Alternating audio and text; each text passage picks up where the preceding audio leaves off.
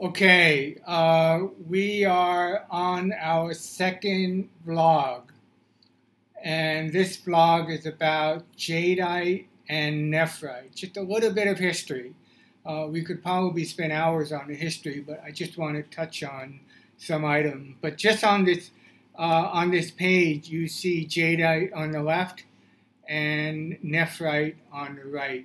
I don't know if you can tell a difference, but there's a distinct difference between the two. And we'll get into the details in a future vlog, on the next vlog, I think. Okay, so just like we said before, this is the second vlog. This is about history.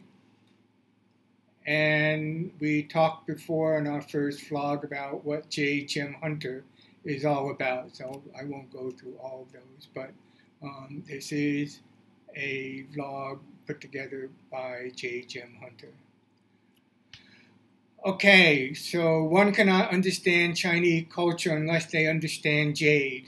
And the reason why there's emphasis on Chinese culture is that the jade industry is really driven by the Chinese. They have this voracious appetite for jade. It's been in their culture for thousands of years, and we'll learn a little bit about that. So that's why, and you'll see how the two things intertwine, I believe, in this this vlog.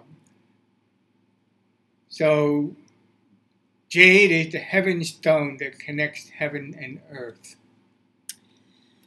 So in ancient times, people, as they started to come out of the caves and connect as a society and build a hierarchy, civilization as we know it, they started to become very, very inquisitive about the certain stone which was so hard that it could cut anything.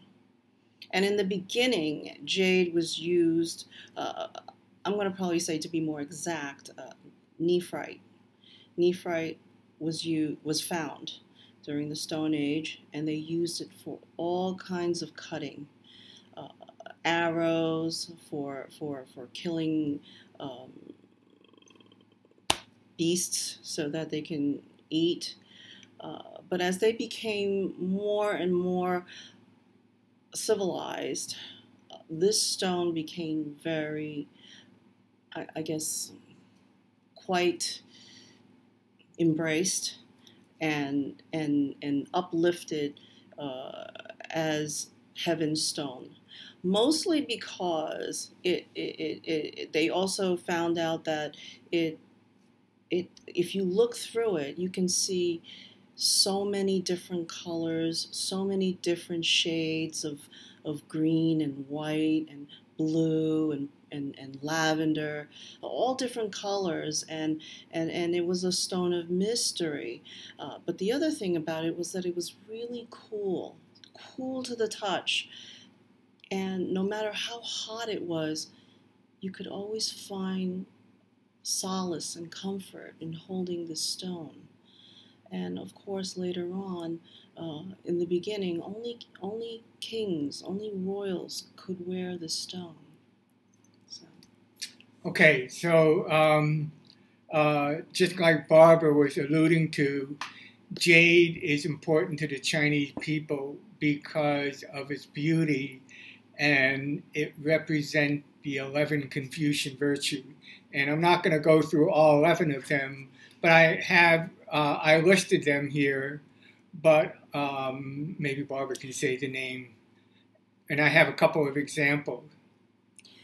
So we have benevolence, justice, propriety, truth, credibility, music, loyalty, heaven, earth, morality, and intelligence. So just as an example, jade is very compact, it's very hard, it represents the sureness of its intelligence.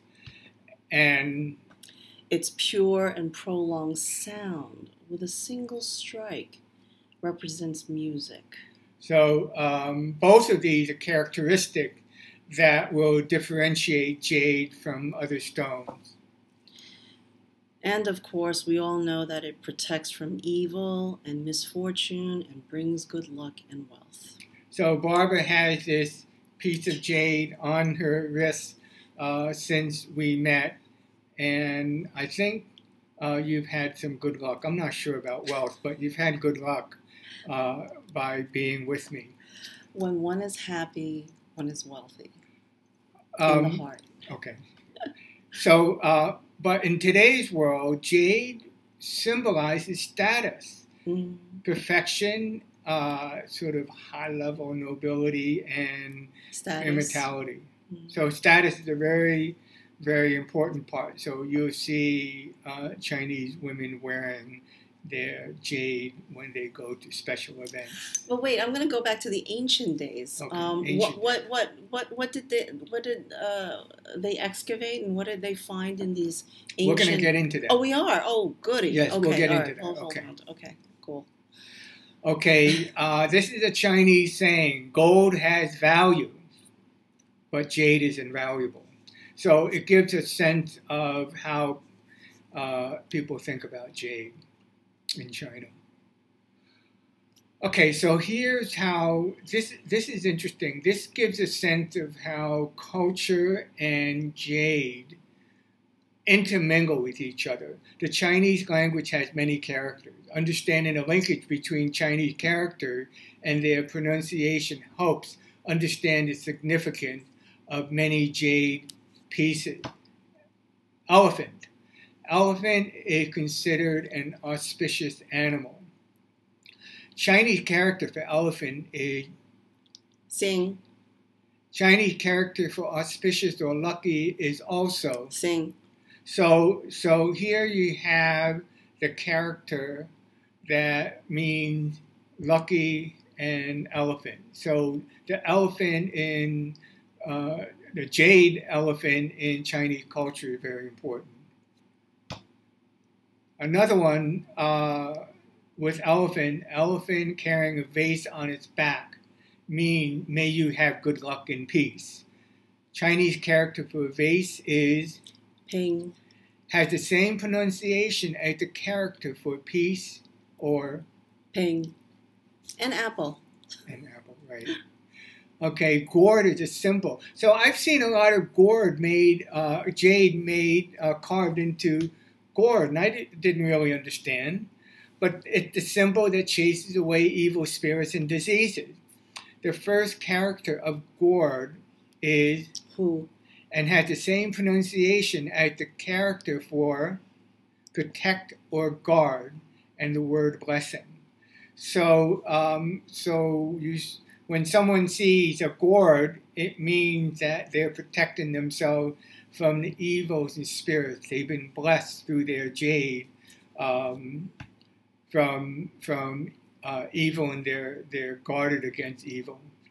And here's another one: cabbage. Cabbage is the symbol for wealth. The word for cabbage Sai. has the same pronunciation as the character for Money or wealth. So here you see cabbage, and I think about cabbage, the Cabbage Patch Kid. What is the cabbage with meat in it when we eat? Stuffed cabbage. Stuffed cabbage. So, but for the Chinese, cabbage has a totally significant, deep meaning.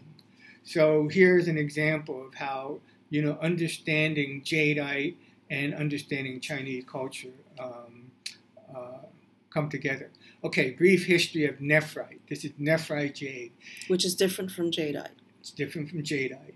Jade is cherished by the Chinese for the past 5,000 to 8,000 years. Okay, when you think the United States is only, 300 years or so? 86, 96. Not quite 300. Not even over 200 years old. Of course. We're talking about a culture that's 5,000 to 8,000 years old. And just like Barbara was saying, they make weapons and tools, furnishing, decorative carvings, and jewelry. So this is a picture from the British Museum of an axe. So the handle is made of wood, but what did they put at the end? A piece of nephrite. A piece of nephrite. A sharp piece of nephrite. And what you're going to learn later on is nephrite is 34 times tougher than diamond. So I'll get into that in the next vlog. The pie disc represents heaven. And here's a picture of a pie disc from 2500 BC, long time ago, way before I was born. The Kong represents earth. So this was found from the Neolithic period, can't remember, 5,000 to 8,000 years ago, but this was found 3400 BC. So that is year 2000. So that 3,600 years ago. And it's a very nice piece of... Isn't it? It looks very modern, actually, in design. Right, it's a beautiful design. Mm-hmm. So this is a pie, which you saw, and you have the Kong, which represents earth. So you have heaven and you have earth, and then I have that picture of the axe. That's reality. Yeah, so like I said, this is what Barbara was going to talk about. Go ahead. Royals and wealthy were buried in jade suits with a jade cicada placed in his mouth to ensure a rich rebirth.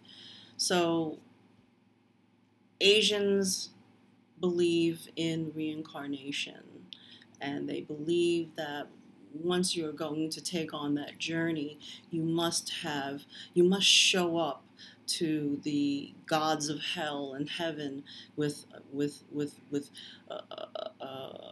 riches, and then in these cases, a suit made of jade, and a jade cicada that is placed in the mouth ensures a good reincarnation in your next life. Why don't you tell them more about these suits? I am. I'm so, and here you go. There you go. So I just entered Jade burial suit, Chinese burial suit, and these are a bunch of examples of a burial suit. They were made of jade. I don't know. Armor. I have it somewhere, but it's 2,000 or 3,000. Beautiful. 2,000 or 3,000 pieces of jade that were sewn together, in some cases by gold thread. But it's amazing. So this person with the green one must have been richer. He got the real good stuff. But here's a closer example. Li Sheng, king of Zhongshan, died in 113 BC. His suit was made of 2,498 pieces of jade sewn together by 2.5 pounds of gold wire. So it was broken up into section, face, head, front, back parts of the tunic, the body, arms, gloves, leggings, and feet. It took them 10 years to make. They probably made it before he passed. Right? Oh, of course. Yeah. He ran the country, so some of these, I think they all did this. They start making their tombs and all the accoutrements for the afterlife while they're alive, and by the time they go, they're all set and ready to, be reincarnated. Yeah. They wanted the good stuff. They wanted to be first in line. Right. So they could afford it. Right. They could afford it. Okay. So as we talked about, jade was cherished by the Chinese for a long time. Okay, I guess I'm going down here. Until the 14th century, Chinese jade was nephrite. Mm. And what we learned from one of the experts in jade, Ms. Wu Yang, much of Chinese antique jade is really made of serpentine. So here's a case where serpentine, which is a gemstone in itself, was considered a simulant for jade, nephrite. So from her research, she found serpentine to be pervasive, not replacing, but she found serpentine was common, and that's because people didn't know the difference. People were also, you know, we didn't have microscopes, labs, refractometers, sorry. Right. And they weren't able to differentiate with, you know, chemical testing. So when we were in Beijing, do you remember when we went to the Tomb of the Kings, the emperors and the empresses? We saw a lot of serpentine and turquoise. There's, you know, green turquoise because you clearly see it was turquoise, and I think even way back when they were having a love affair with jadeite, but mostly it was nephrite, serpentine, and turquoise, and coral. Right. So so nephrite, by and large, is still very popular, and for some people, it's more popular than jadeite. I think there's a tradition, an element of tradition. Nephrite's been around for a long time from a Chinese culture perspective. I mean, we're talking about 5,000 to 8,000 years versus, and what we're going to learn, jadeite came onto the scene a lot more recently, and here I say until the 14th century. But it's been depleted, and nephrite is imported. To meet the demand. To meet the demand, that's correct. So in 1860, so what we found is jadeite was first introduced into China around the 1300s or the 14th century. But it really didn't get a lot of traction. Everyone was attached to nephrite. And so there are a couple of I'll call it turning events that took place. The first one in 1863, this French guide, I think Alexis Damour, determined that jade was not jade. Just jade. Just jade. There were chemically two different jade. One called jadeite and the other called nephrite. They were different. And the second turn of event is there was the Qing Empress Dowager Cixi, who loved jadeite bangles, and because she loved it, she popularized it in China. Everyone wanted to copy the Empress Dowager, right? And the first part of that sentence was, it was introduced to China in the 14th century by accident.